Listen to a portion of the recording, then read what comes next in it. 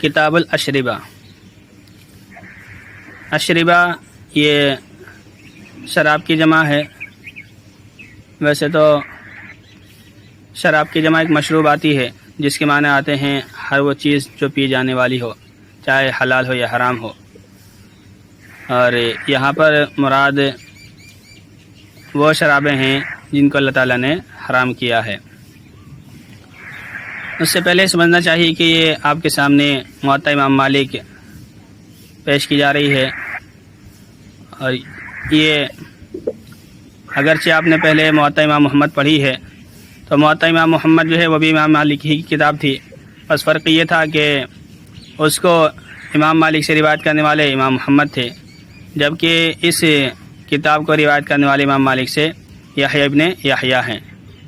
تو یہ جو نسخہ ہے یحییٰ ابن یحییٰ کا کہلاتا ہے، لیکن جب موطا امام مالک بولی جاتی ہے تو یہی یحییٰ ابن یحییٰ کا جو نسخہ ہے یہ مراد ہوتا ہے۔ ابھی یہ کتاب کافی ہر طرح کا موضوع اس کے اندر شامل ہے، اور ایک سوال قائم ہوتا ہے کہ اس کتاب کے اندر جو بھی روایتیں آئی ہیں ساری کی ساری روایتیں صحیح ہیں، کوئی بھی روایت ضعیف نہیں ہے۔ وجہ اس کی یہ ہے کہ امام مالک سے لے کر حضور صلی اللہ علیہ وسلم تک زیادہ واسطے نہیں آتے ہیں، اور جو واسطے آتے ہیں وہ صحابہ کے، تابعین کے ہیں، جو کہ قابل اعتماد ہیں۔ تو اس لیے اس کتاب کے اندر روایتیں سب صحیح ہیں۔ پھر سوال ہوتا ہے کہ جب یہ صحیح ہے تو پھر سیاہ ستہ میں شامل کیوں نہیں کیا گیا؟ جواب یہ ہے کہ سیاہ ستہ سے مراد وہ حدیث کی وہ کتابیں ہیں جن کے اندر صرف صحیح احادیث یا اکثر صحیح احادیث ذکر کی گئی ہیں۔ تو یہ جو کتاب ہے موطا امام مالک، اس میں احادیث کے ساتھ ساتھ امام مالک کے اپنی اقوال اور صحابہ کے اقوال، تابعین کے اقوال بہت زیادہ ذکر کیے گئے ہیں۔ یعنی یہ جو کتاب ہے ایک طرح سے فقہ کی کتاب کس طرح سمجھ لیجئے کہ جس کے اندر مسائل بیان کیے گئے ہیں۔ تو چونکہ اس کے اندر صرف خالصتاً احادیث نہیں ہیں، اس وجہ سے اس کو سیاہ ستہ میں شامل نہیں کیا گیا ہے۔ باب الحد فی الخمر، شراب یا خمر کے بارے میں حد کا بیان، خمر کے سلسلے میں حد کا بیان۔ یہ پہلے اس بارے میں ایک مسئلہ یاد رکھیں کہ خمر کسے کہتے ہیں۔ لغت کے اعتبار سے خمر کہا جاتا ہے اس شراب کو جو کہ انگور سے بنائی جاتی ہے۔ لغت کے اعتبار سے خمر اس شراب کو کہا جاتا ہے جو انگور سے بنائی جاتی ہے، اور انگور کے سیرے کو رکھ دیا جائے، جب اس کے اندر جوش پیدا ہو جاتا ہے، ابال آنے لگتا ہے، تو اور پھر اس کے اندر نشہ پیدا ہو جاتا ہے، تو یہ انگور کی شراب کہلاتی ہے۔ اسی کو اصل میں خمر کہا جاتا ہے۔ پھر قرآن کریم میں جب لفظ خمر آیا ہے تو عام طور پر صحابہ کرام خمر سے یہی خمر مراد لیا کرتے تھے جو انگور کا شیرہ ہو۔ باقی اس کے علاوہ جتنی بھی شرابیں ان کے ہاں بنتی تھی سب کے انہوں نے الگ الگ نام رکھے ہوئے تھے، لیکن خمر جب بولتے تھے تو یہی مراد لیا جاتا تھا۔ تو اب یہاں پر اختلاف ہوا کہ خمر کے علاوہ یعنی انگور کے سیرے کے علاوہ اگر کوئی شخص پیتا ہے تو اس کے اوپر حد لازم ہوگی یا نہیں ہوگی۔ چنانچہ اس سلسلے میں اختلاف ہوا۔ جمہور فقہا، امام مالک، امام شافعی، امام احمد، امام محمد، سب کا یہ کہنا ہے کہ اگر کوئی شخص کسی بھی طرح کی شراب پیتا ہے تو اس کی وجہ سے اس کو حد لازم ہوگی، حد لگائی جائے گی، نشہ ہو یا نہ ہو۔ جبکہ امام ابو حنیفہ رحمۃ اللہ علیہ فرماتے ہیں کہ صرف خمر کے پینے کی وجہ سے حد لگائی جائے گی، چاہے اس سے نشہ ہو یا نہ ہو۔ خمر کے علاوہ اگر کوئی اور شراب ہو تو جب تک اس سے نشہ نہ ہو تو تب تک حد نہیں لگائی جائے گی۔ تو خمر ایک ایسی شراب ہے جس کے بارے میں قرآن کریم میں حرمت نازل ہوئی ہے، تو اس وجہ سے اس کا درجہ الگ ہے، اور خمر کے علاوہ جو دوسری شرابیں ان کا درجہ الگ ہے۔ تو امام ابو حنیفہ فرماتے ہیں کہ اگر خمر کے علاوہ کوئی اور سی شراب پیتا ہے تو جب تک نشہ نہیں ہوگا تو تب تک حد نہیں لگائی جائے گی، اور دیگر ائمہ فرماتے ہیں کہ صرف حد یعنی اگر ایک گھونٹ بھی اگر پی لیا چاہے نشہ ہو یا نہ ہو حد لگائی جائے گی۔ دلیل ان کی یہ ہے کہ نبی علیہ الصلوۃ والسلام نے فرمایا کل مسکر خمر و کل خمر حرام، اور کہ ہر مسکر ہر نشاور چیز خمر ہے، اور فرمایا کہ جس کا قلیل حلال ہو، جس کا قلیل حرام ہو اس کا کثیر بھی حرام ہے، یعنی جس کا کثیر حرام ہو اس کا قلیل بھی حرام ہے، یعنی جو زیادہ حرام ہوتی ہے اس کی تھوڑی بھی حرام ہے۔ تو اس حدیث کی بنیاد پر جمہور فقہا نے کہا ہے کہ ہر نشاور چیز کو نبی علیہ الصلوۃ والسلام نے خمر قرار دیا ہے، تو لہٰذا اگر کوئی شخص کسی بھی طرح کی نشاور چیز پیتا ہے جس سے زیادہ سے نشہ آ سکتا ہو تو اس کی قلیل بھی حرام ہوگی اور اس کی وجہ سے حد لگائی جائے گی۔ جبکہ امام ابو حنیفہ رحمۃ اللہ علیہ فرماتے ہیں کہ خمر تو ایک ایک قطرہ بھی حرام ہے، لیکن حد تب لازم ہوگی جب اس سے نشہ آئے، اسی طرح سے حرام ہو تب کہلائے گی جب اس سے نشہ ہو، اگر نشہ نہ ہو تو پھر قلیل جو ہے خمر کے علاوہ دوسری شراب حرام نہیں ہوگی۔ امام ابو حنیفہ رحمۃ اللہ علیہ کی جو دلیل ہے وہ لغت ہے کہ لغت کے اندر خمر اسی شراب کو کہا جاتا ہے جو انگور کے شیرے سے بنائی جاتی ہے، اور جو حدیث کے اندر آیا ہے کل مسکر خمر، یہ ایسا ہی ہے کہ نبی علیہ الصلوۃ والسلام نے فرمایا کہ ہر نشاور چیز وہ خمر ہی کی طرح ہے، یعنی خمر ہی کے حکم میں ہے۔ تو اس سے بھی اس حدیث سے خود امام ابو حنیفہ رحمۃ اللہ علیہ کے مسلک کی تائید ہوتی ہے کہ جب چیز نشاور ہو جائے گی تو خمر کی طرح ہو جائے گی، یعنی جب خمر کی جیسے خمر کے اوپر حد لگائی جاتی ہے تو حد تبھی لازم ہوگی جب چیز نشاور بنے گی، اور نشاور چیز ہونے سے پہلے وہ خمر کی طرح نہیں ہے۔ دلیل اس کی یہ جو امام ابو حنیفہ نے جمہور سے ہٹ کر کے مسلک اپنایا ہے، اس کی وجہ یہ ہے کہ صحابہ کرام سے مختلف طرح کی وہ شرابیں پینا ثابت ہے جو کہ نشاور نہیں ہوتی تھی، تو جیسے کہ یہاں پر بھی آ رہا ہے تلا پینا یا مختلف طرح کی شرابیں پینا وہ ثابت ہے جن سے نشہ نہیں ہوتا ہے۔ اگر ہر طرح کی شراب پر پابند یہ کہا جائے کہ وہ حرام ہے تو اس سے جو ہے صحابہ کی عدالت کا مجروح ہونا لازم آئے گا، تو اس لیے اگر شراب سے نشہ ہو تو حرام ہوگی، اور اگر خمر کے علاوہ کوئی دوسری شرابیں ہیں جن سے نشہ نہیں ہو رہا ہے تو اس سے بچنا تو چاہیے، مکروہ ہے، لیکن اس کو حرام نہیں قرار دیا جا سکتا ہے اور اس کے اوپر حد لازم نہیں آئے گی۔ اور یہاں پر جو روایت آئی ہے اس سے بھی یہ مسئلہ ثابت ہوتا ہے۔ دیکھیں یحییٰ بن یحییٰ کہتے ہیں کہ مجھ سے بیان کیا مالک کے حوالے سے، انہوں نے ابن شہاب کے حوالے سے، انہوں نے سعید بن یزید کے حوالے سے کہ انہوں نے کو یہ بات بتلائی کہ عمر بن خطاب رضی اللہ تعالیٰ عنہ لوگوں کے پاس تشریف لائے، خرج علیہم، لوگوں کے پاس نکلے نہیں، لوگوں کے پاس آئے اور کہا کہ میں فلاں سے شراب کی بدبو محسوس کر رہا ہوں، انی وجدت من فلان ریح شراب، میں فلاں سے شراب کی بدبو محسوس کر رہا ہوں، فزام، اور اس کا کہنا ہے کہ اس نے تلا پیا ہے، اس کا کہنا ہے کہ اس نے تلا پیا ہے، اور میں پوچھ رہا ہوں کہ اس چیز کے بارے میں جو اس نے پی ہے، اگر اسے نشہ ہوا تو میں اس کو کوڑے ماروں گا۔ چنانچہ حضرت عمر رضی اللہ تعالیٰ نے اس کو مکمل حد لگائی۔ یہ جو فلاں شخص ہے، فلاں شخص مراد حضرت عمر رضی اللہ تعالیٰ کا بیٹا عبد الرحمن اوسط ہے۔ حضرت عمر رضی اللہ تعالیٰ کے 7 بیٹے تھے، جن میں سے 3 کا نام عبد الرحمن تھا، اور ان میں جو درمیان کے تھے عبد الرحمن، ان کا یہ واقعہ ہے۔ ان کو کوئی بیماری ہوئی تھی تو ان کو مشورہ دیا گیا کہ تلا پی لو۔ تلا کا کہتے ہیں کھجور کے اس مشروب کو جو کہ پکا کر کے جس کا 2/3 اڑا دیا جائے، 1/3 ختم رہ جائے،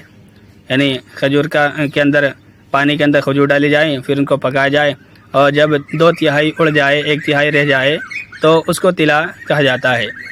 تو اسے پکانے کی وجہ سے اس کے اندر نشہ نہیں ہو جاتا ہے۔ ہاں اگر پکانے کے بعد یا پکائے بغیر اس کو رکھ دیا جائے تو نشہ تب ہوتا ہے۔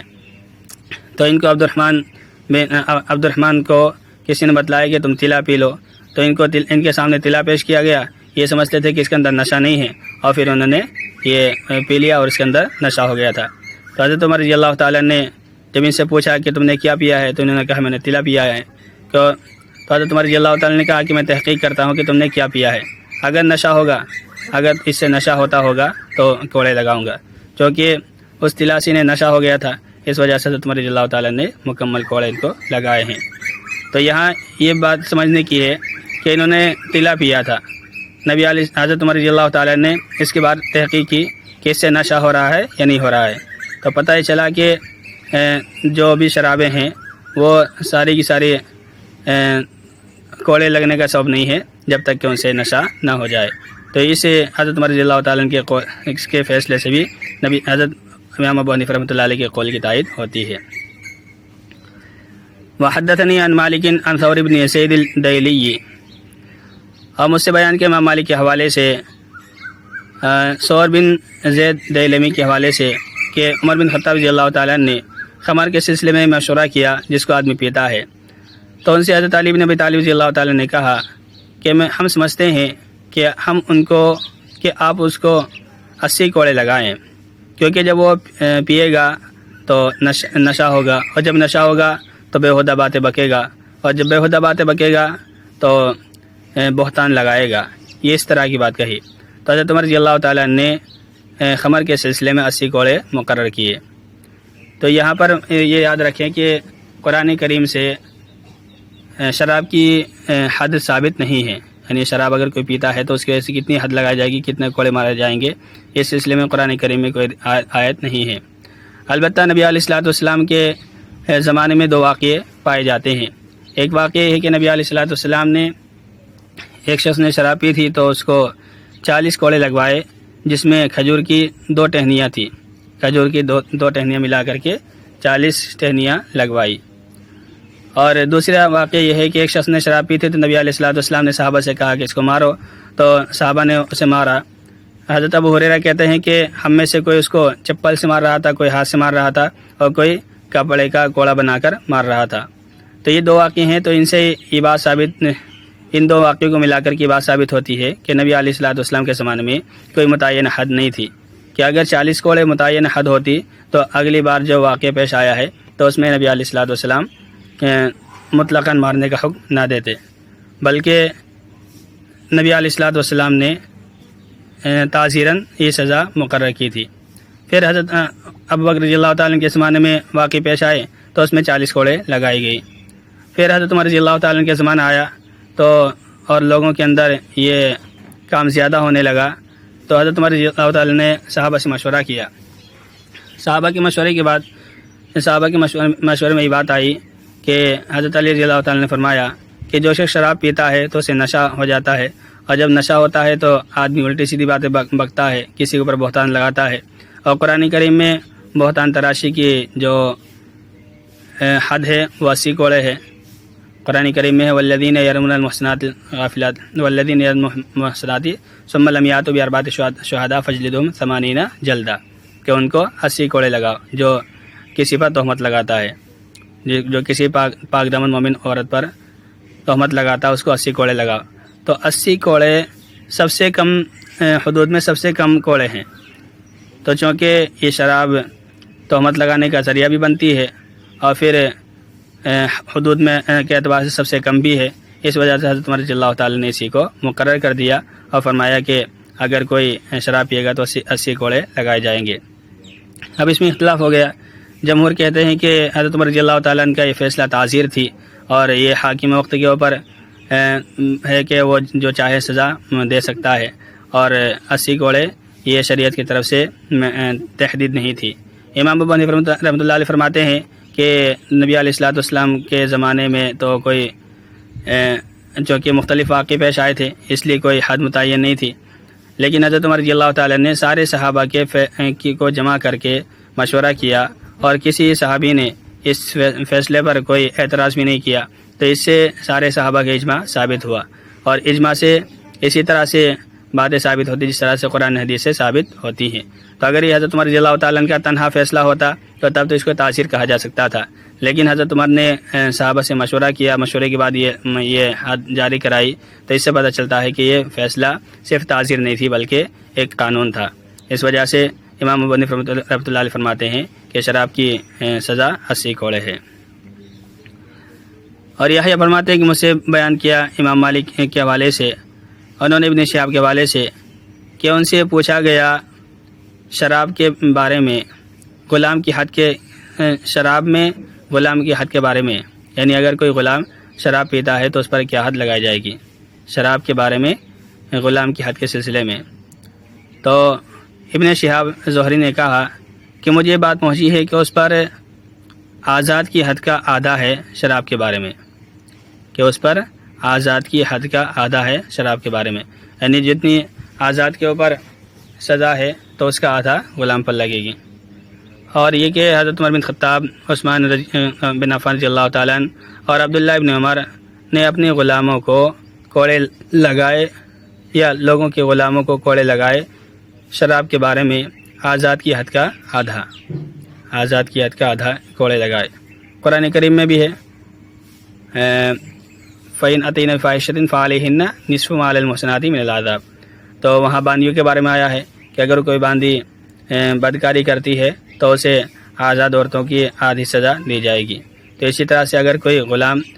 کوئی گناہ کرتا ہے، شراب پیتا ہے، تو اسے آزاد کے آدھی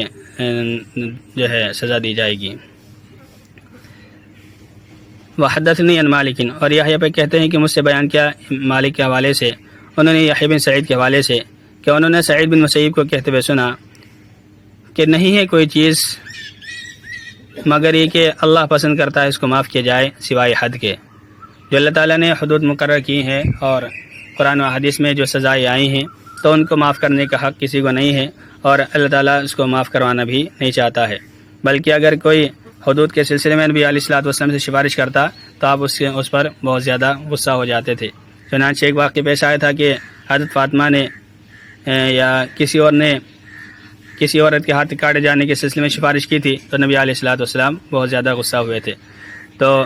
ساری خطاؤں کو معاف کیا جانا پسندیدہ ہے، لیکن حد کو معاف کرنا یا معاف کرنے کے سلسلے میں سفارش کرنا یہ پسندیدہ نہیں ہے۔ قال مالک، امام مالک کہتے ہیں وسنت عندنا، اور سنت ہمارے نزدیک یہ ہے کہ ہر وہ شخص جو شراب پیے، نشاور ہو،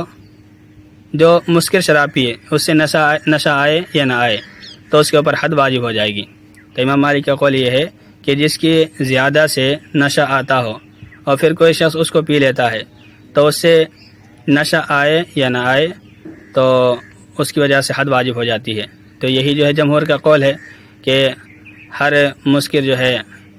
خمر ہے اور خمر کی وجہ سے حد لازم ہو جاتی ہے، چاہے اس سے نشہ ہو یا نہ ہو۔ جبکہ امام ابو حنیفہ رحمۃ اللہ علیہ فرماتے ہیں کہ اگر نشہ ہوگا تبھی حد لازم ہوگی۔ جی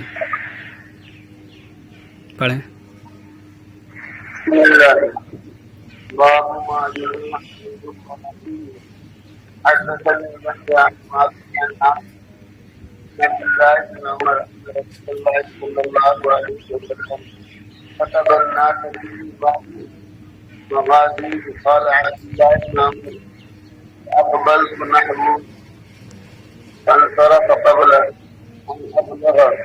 فسألت ماذا قال وقيل لي نهى أن ينبذ في الصفا والمزفر. وحدثني عن مالك علاء بن عبد الرحمن بن عن أبي هريرة أن رسول الله صلى الله عليه وسلم نهى أن ينبذ في الصفا والمزفر. باب ما ينهى أن ينبذ فيه، ان چیزوں کا بیان کہ جن میں نبیذ بنایا جانا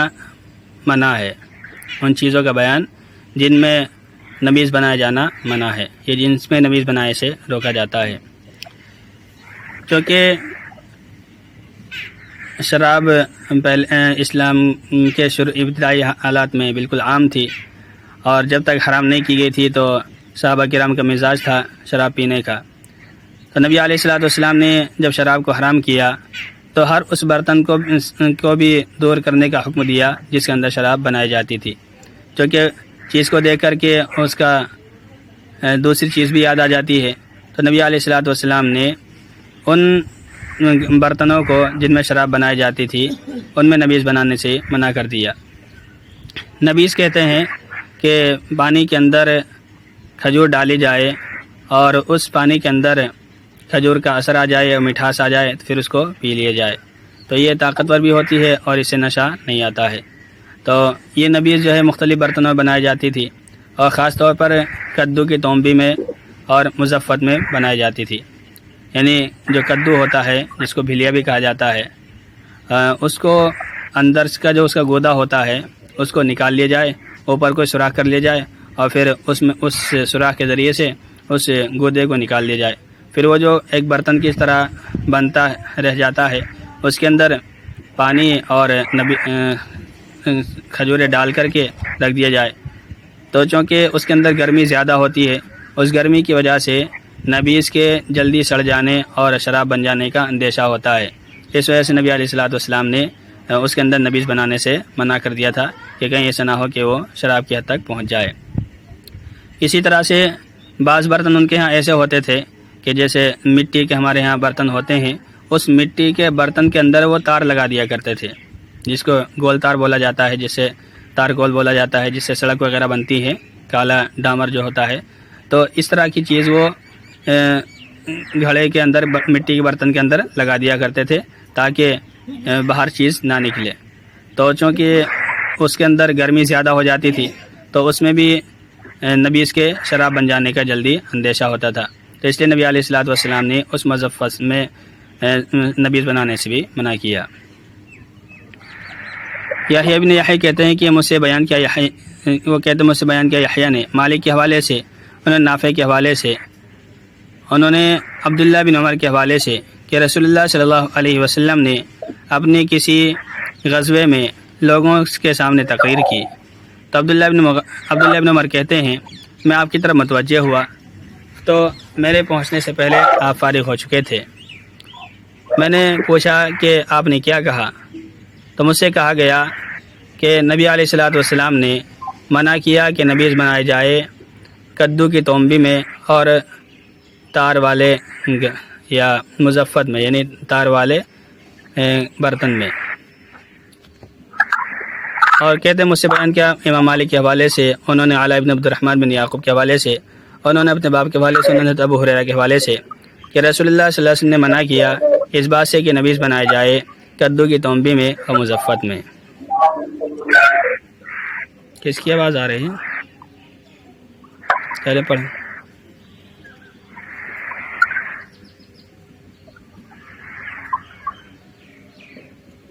باب ما یکرہ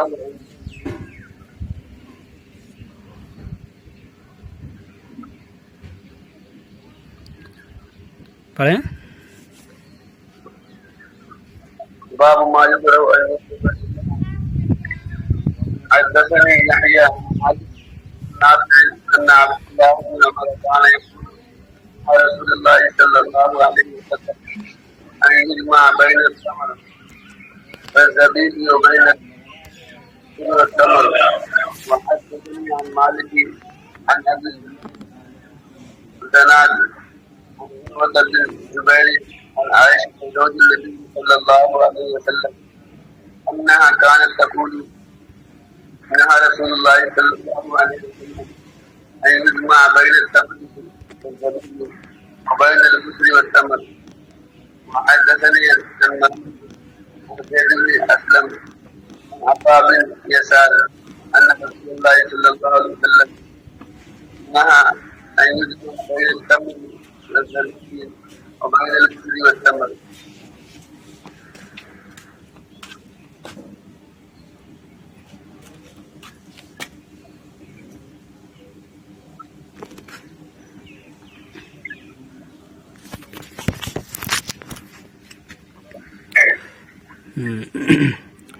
باب ما یکرہ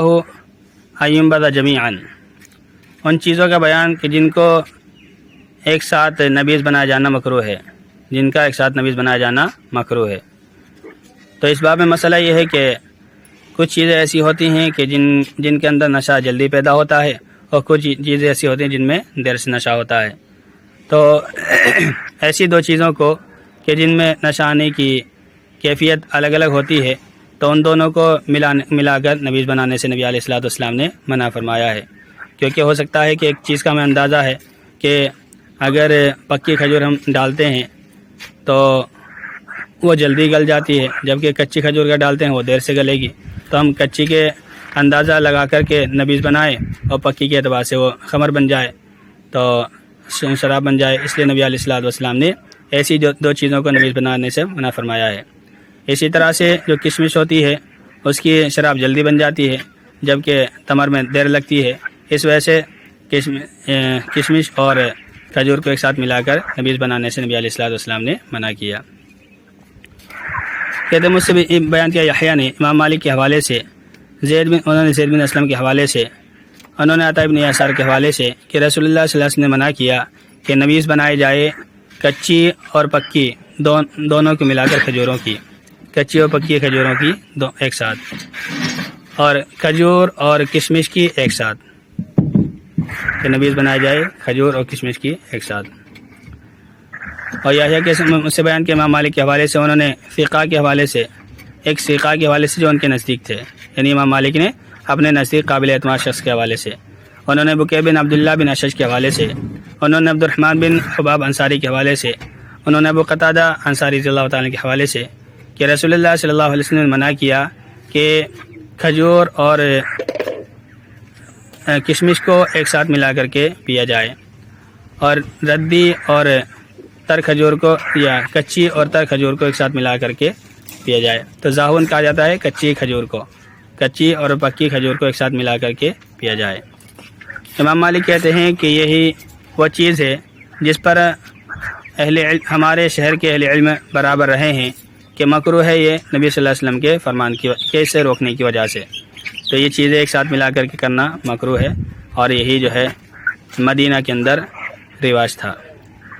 جی پڑھیں۔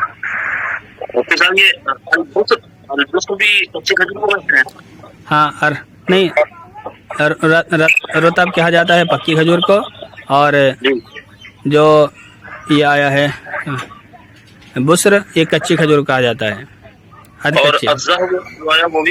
ہاں یہ بھی دونوں ہم مانا ہے۔ جی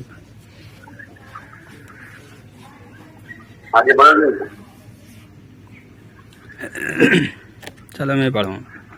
آواز تو صاف آ نہیں رہی ان کی۔ باب تحریم الخمر۔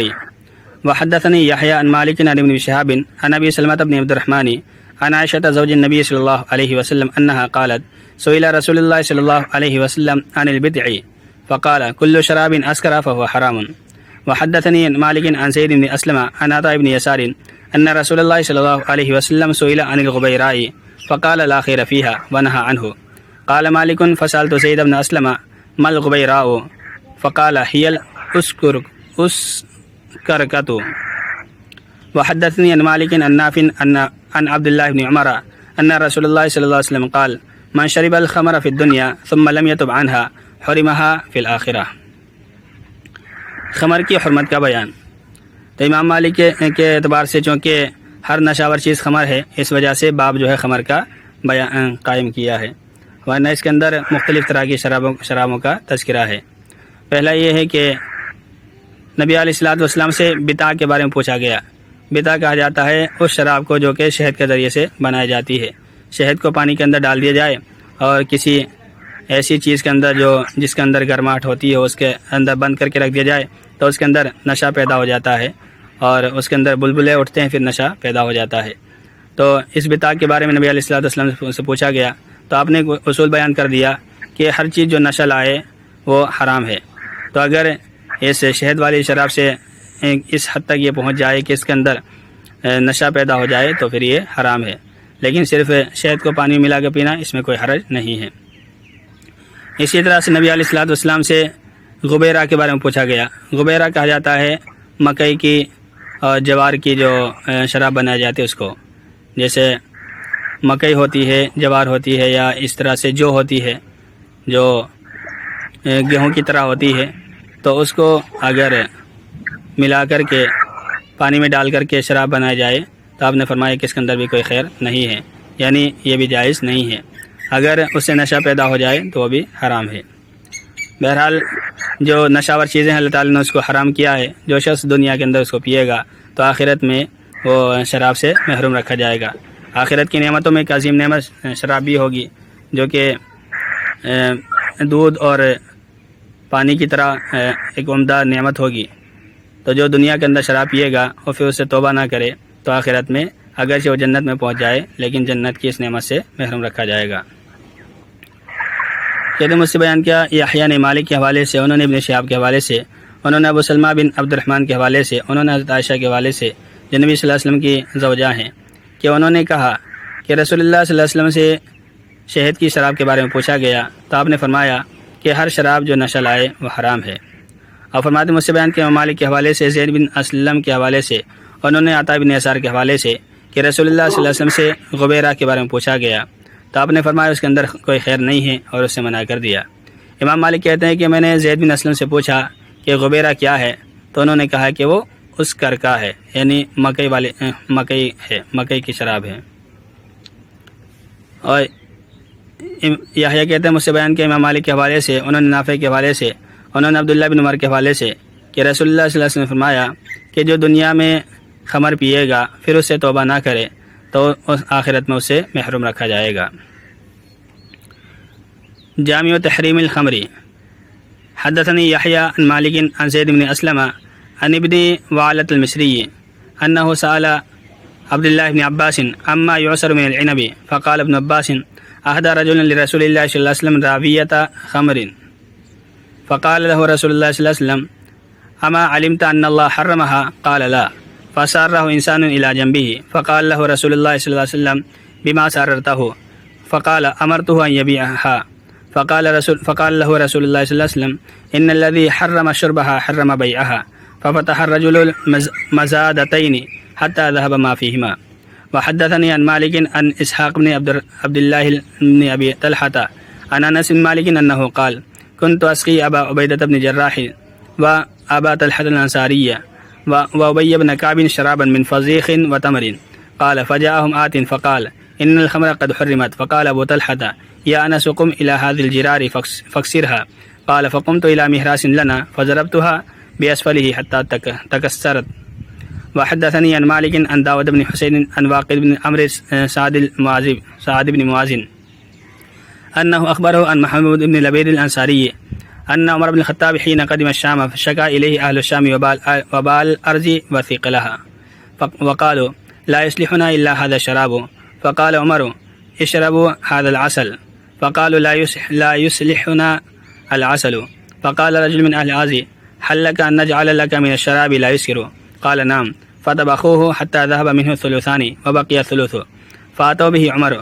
عمر فأدخل فيه عمر إصبعه ثم رفع يده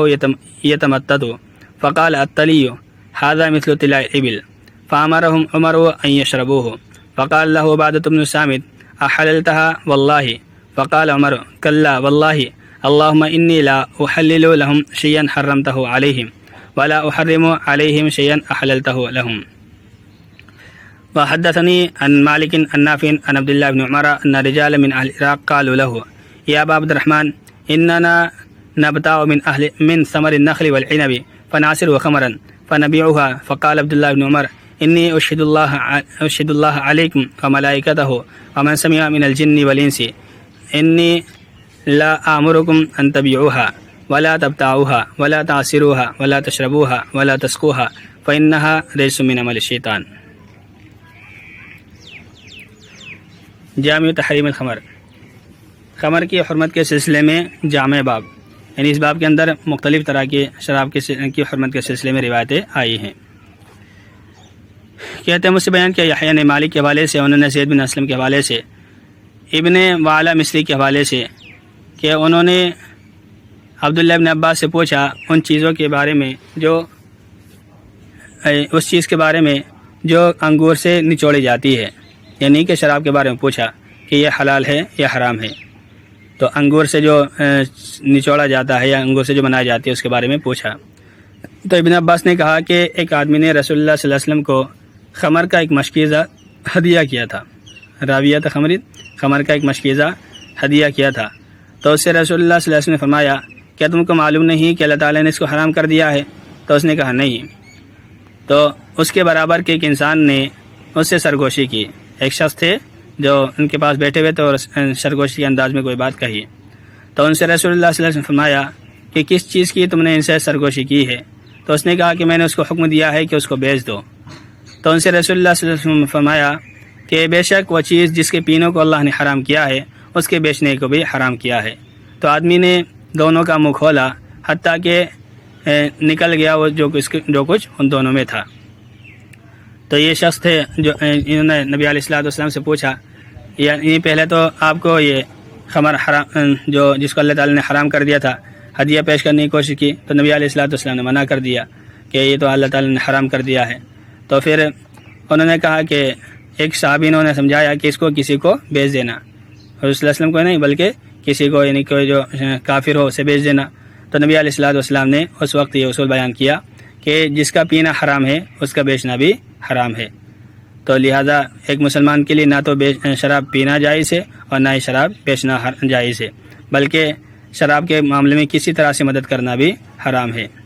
تو اس شخص نے جب یہ سنا تو جو برتن تھا اس برتن کے منہ کو کھول دیا اور سب کچھ انڈیل دیا، یہاں تک کہ جو شراب اس کے اندر تھی وہ ساری کی ساری زمین پر گر گئی۔ یحییٰ کہتے ہیں مجھ سے بیان کے مالک کے حوالے سے انہوں نے اسحاق بن عبداللہ بن ابی طلحہ کے حوالے سے، انہوں نے انس بن مالک کے حوالے سے کہ انہوں نے کہا کہ میں ابو عبیدہ بن جراح اور ابو طلحہ انصاری ابی بن کعب کو کچی اور پکی کھجور کی شراب پلا رہا تھا۔ فضیح کہا جاتا ہے کچی کھجور، اور تمر کہا جاتا ہے پکی کھجوروں کو۔ تو یہ مختلف الفاظ ان کے لیے آتے ہیں۔ تو کچی اور پکی کھجوروں کی شراب پلا رہا تھا، تو ایک آنے والا ان کے پاس آیا، اس نے کہا کہ شراب حرام ہو گئی ہے۔ تو ابو طلحہ نے کہا اے انس، اس مٹکے کی طرف کھڑے ہو اور اس کو توڑ ڈالو۔ وہ کہتے ہیں کہ میں اپنے ہتھوڑے کی طرف کھڑا ہوا جس کو میں نے اس کے نیچے مارا یہاں تک کہ وہ ٹوٹ گیا۔ تو ایک ہتھوڑا تھا، انہیں محراس کہا جاتا ہے ہتھوڑے کو، اس ہتھوڑے کے ذریعے سے اس برتن کو، اس مٹکے کو توڑ ڈالا۔ تو یہ صحابہ کرام کی ایسی جانثاری کی اور فرما اطاعت کرنے والی بات ہے کہ جیسے ہی سنا کہ حرام ہو گئی ہے تو یہ بھی شک کر سکتے تھے کہ ہو سکتا ہے کہ کوئی اور دوسری بات ہو، پہ خود نبی علیہ الصلوۃ والسلام سے سن لیتے ہیں، یہی کہ جو ہاتھ میں ہے چلو اس کو پی لیتے ہیں، بلکہ وہیں کہ وہیں جو ہے اس کو توڑ دیا اور جو بھی شراب رکھی ہوئی تھی سبھی کو جو ہے توڑ کر کے بہا دیا گیا۔ اور کہتے ہیں مجھ سے بیان کیا مالک کے حوالے سے، انہوں نے داؤد بن حسین کے حوالے سے، انہوں نے واقد بن عمرو بن سعد بن معاذ کے حوالے سے کہ انہوں نے ان کو بتلایا محمود بن لبین انصاری کے حوالے سے کہ عمر بن خطاب رضی اللہ تعالیٰ عنہ جس وقت شام آئے تو ان سے شام والوں نے ایک زمینی وبا اور اس کے بوجھ پن کی شکایت کی، یعنی ایک زمینی کوئی وبا لگی ہوئی ہے اور اس وبا کی وجہ سے ہمارے جسم بھاری ہو رہے ہیں۔ اور انہوں نے کہا کہ ہم درست نہیں ہوتے ہیں مگر اس شراب سے، یہ ہمیں درست نہیں کرتی ہے مگر یہ شراب، ایک شراب کی طرف انہوں نے اشارہ کیا۔ تو حضرت عمر نے کہا کہ یہ شہد پی لو، انہوں نے کہا کہ ہمیں شہد فائدہ نہیں دیتا ہے۔ تو ملک والوں میں سے یا سرزمین والوں میں سے کسی آدمی نے کہا کہ کیا ہم آپ کے لیے ایک مشروب بنائیں جو نشہ نہ آتا ہو، یعنی ہم آپ کے سامنے ایک مشروب بنا کر کے لائیں تاکہ آپ دیکھ کر کے بتا دیں کہ یہ حرام ہے یا حلال ہے۔ تو حضرت عمر نے کہا ہاں۔ تو انہوں نے اس کو پکایا، یعنی کھجور کو پانی میں ڈال کر کے پکایا یہاں تک کہ اس کے 2 سلس چلے گئے اور 1 سلس باقی رہ گیا۔ تو اس کو حضرت عمر کے پاس لے کر کے آئے تو حضرت عمر نے اس میں اپنی انگلی ڈالی، پھر اپنا ہاتھ اٹھایا جو چپک رہا تھا، یہ تمتتو جو آپس میں چپک رہا تھا، یعنی اس کے اندر گاڑھا پن اتنا آ گیا تھا کہ ہاتھ آپس میں چپک رہا تھا۔ حضرت عمر نے کہا تلا، حضرت عمر نے کہا تلا، ہذا مثل طلا الابل، کہ یہ تلا ہے، یہ تو اونٹوں کے تلا کے مثل ہے۔ عربوں میں اونٹ کے اوپر یہ تلا بنا کر کے لگایا جاتا تھا تاکہ اونٹوں کے کھال کو پریشانی نہ ہو۔ تو حضرت عمر نے کہا کہ یہ تو تلا ہے، تو ان کو پینے کا حکم دیا، تو ان کو حکم دیا حضرت عمر نے کہ اس کو پی لیں۔ تو ان سے عبادہ بن ثابت نے کہا کہ اللہ کی قسم آپ نے اس کو حلال کر دیا، یعنی کہا کہ تلا تو یہ تو ایک طرح کی شراب بن گئی اور آپ نے اس کو حلال کر دیا۔ تو حضرت عمر نے کہا اللہ کی قسم ہرگز نہیں، اے اللہ میں ان کے لیے کوئی ایسی چیز حلال نہیں کرتا ہوں جس کو آپ نے ان پر حرام کیا ہے، اور نہ میں ان پر ایسی چیز حرام کرتا ہوں جس کو آپ نے حلال کیا ہے۔ تو مطلب یہ کہ حضرت عمر رضی اللہ تعالیٰ عنہ کا یہ فیصلہ تھا کہ چونکہ اس سے نشہ نہیں ہوتا ہے، اور حضرت عمر رضی اللہ تعالیٰ عنہ کا یہ جانا پہچانا تھا، تلا کے بارے میں پہلی روایت بھی آ چکی ہے کہ صرف تلا سے نشہ نہیں ہوتا ہے جب تک کہ اس کے اندر دوسری چیزیں شامل نہ کی جائے. اگر طلا کو بنا کر کے رکھ دیا جائے تو اس کے اندر پھر جوش آ جاتا ہے تو تب اس کے اندر نشہ پیدا ہوتا ہے، لیکن پکانے کے بعد فوراً پی لیے جائے تو اس کے اندر نشہ نہیں ہوتا ہے. اور کہتے ہیں مجھ سے بیان کیا امام مالک کے حوالے سے، انہوں نے نافع کے حوالے سے، انہوں نے عبداللہ بن عمر کے حوالے سے کہ عراق کے کچھ لوگ آئے اور انہوں نے عبداللہ بن عمر سے کہا کہ اے ابو عبد الرحمن، یہ عبداللہ بن عمر کی کنیت ہے، اے ابو عبد الرحمن، ہم کھجور اور انگور کے پھلوں کو بیچتے ہیں، ہم اسے شراب بناتے ہیں تو پھر ہم اس کو بھی بیچ دیتے ہیں. یعنی ہم کھجور اور انگور الگ الگ بھی بیچتے ہیں اور اس کی شراب بنا کر بھی بیچتے ہیں. تو عبداللہ بن عمر نے کہا کہ میں تم کو اور اللہ کے فرشتوں کو اور ان لوگوں کو جو جنات و انسان میں سے مجھے سن رہے ہیں گواہ بناتا ہوں کہ میں تم کو نہ یہ حکم دیتا ہوں کہ تم اس کو بیچو، نہ کہ اس کو خریدو، نہ کہ اس کو نچوڑو، نہ کہ اس کو پیو اور نہ اس کو پلاؤ، کیونکہ وہ گندگی ہے، شیطانی عمل میں سے ہے. یعنی شراب بنانا، اس کو بیچنا یا اس کو پینا یا اس کو نچوڑنا یا اس کو کسی کو پلانا، یہ سارے کے سارے کام گندے ہیں، شیطانی عمل ہے، ان سے مسلمانوں کو بچنا چاہیے.